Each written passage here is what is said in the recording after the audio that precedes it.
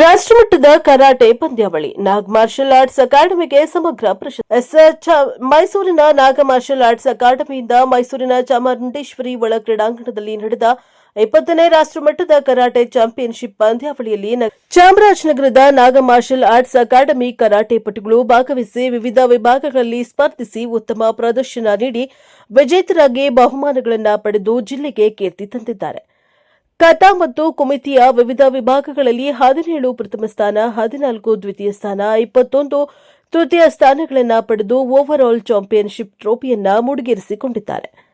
ವಿಜೇತ ಕರಾಟೆ ಪಟುಗಳನ್ನು ಮುಖ್ಯ ಕರಾಟೆ ತರಬೇತುದಾರ ಹಾಗೂ ವಕೀಲರಾದ ಸನ್ಸಾಯಿ ರಾಜೇಂದ್ರ, ತರಬೇತುದಾರರಾದ ಸನ್ಸಾಯಿಗಳಾದ ಯೋಗೇಶ್, ರಮೇಶ್, ಅಬ್ದುಲ್, ಫೈಸಲ್, ಶೇಖರ್ ಅಭಿನಂದಿಸಿದ್ದಾರೆ. ಬ್ಯೂರೋ ರಿಪೋರ್ಟ್ ಹೊಮ್ಮ ನಂಜುಂಡ ನಾಯಕ, ಪ್ರಜಾಪವರ್ ಟಿವಿ, ಚಾಮರಾಜನಗರ.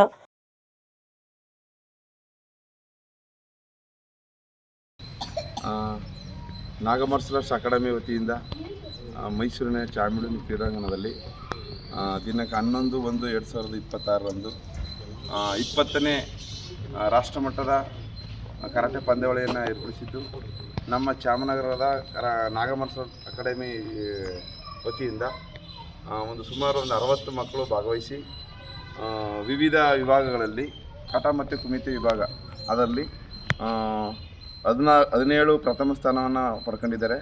ಜೊತೆಗೆ 14 ದ್ವಿತೀಯ ಸ್ಥಾನವನ್ನು ಪಡೆದಿದ್ದಾರೆ.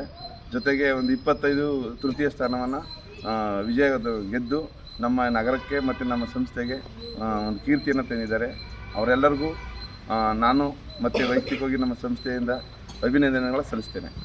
ನಿಮ್ಮ ಹೆಸರು? ರಾಜೇಂದ್ರ ಅಂತ, ಮುಖ್ಯ ತರಬೇತುದಾರರು.